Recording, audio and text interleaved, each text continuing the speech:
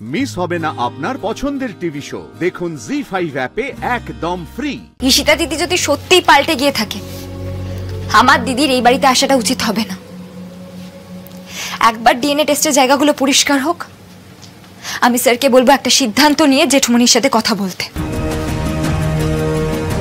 ফুলকি, একটা কথা তুমি শুনে রাখো, ঈশিতা যদি ভেতর থেকে পাল্টে গিয়েও থাকে, তাও আমি কোনোদিনও ভুলতে পারবো না যে ও আমাকে শুট করেছিল। হয়তো আমাকে এখানে শুট করেছিল, কিন্তু যন্ত্রণাটা আজও এখানে আছে। আর তোমার দিদি ঝিনুক আমার সেবা শুশ্রূষা করে, আমার যত্ন আত্তি করে আমাকে বাঁচিয়ে তুলেছে। কাজে আমার নতুন করে কোনো সিদ্ধান্ত নেওয়ার নেই। এই কথাটা তোমার দিদিকে জানিয়ে দিও। কি যে হচ্ছে বাবা ভোলেনাথ, আজ শিবরাত্রি আর আজই তুমি এত জটিলতা তৈরি করছো।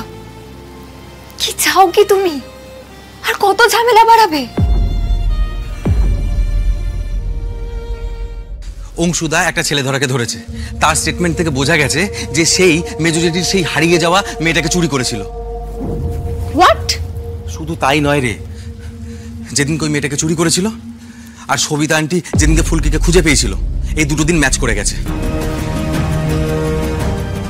এমনকি ফুলকিকে যখন সবিতা আন্টি খুঁজে পেয়েছিল, তখন ফুলকির গলায় একটা মাদুলি পাওয়া গেছিল। ওই মাদুলির ভেতর থেকে একটা কাগজ বেরিয়েছে যেখানে মেজো জেঠি আর মেজো জ্যাঠার নাম লেখা। ভাব, একদিনের মধ্যে এত কিছু হয়ে গেল ছোটদা ভাই। ডিএনএ টেস্ট করতে পাঠানো হয়েছে মেজো জেঠি আর ফুলকির। মেজো কাকি, ও মেজো কাকি, মেজো কাকি, কোথায় তুমি মেজো কাকি? আরে বাইরে এসো না। কি হয়েছে কি লাভ? রিপোর্টটা এনেছি। আজ থেকে অনেক বছর আগে তুমি যে মেয়েকে হারিয়েছিলে সে আর কেউ নয়, আমাদের ফুলকি। মেজো কাকি, মেজো কাকি, মেজো কাকি যেও না, শোনো না। আজকে শিবরাত্রি আর ভোলেনাথ, আজকের দিনে তুমি আমার পুরো দুনিয়াটা নাড়িয়ে দিলে। এটা কি করে সম্ভব? কি করে? আমি এক্ষুনি আসছি তোমার কাছে, এক্ষুনি।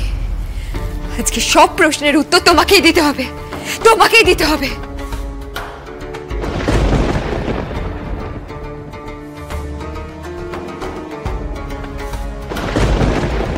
মা, মা,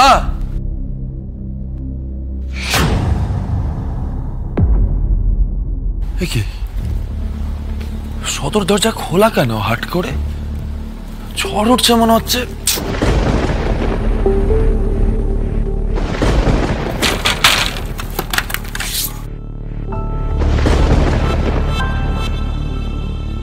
এটা কি?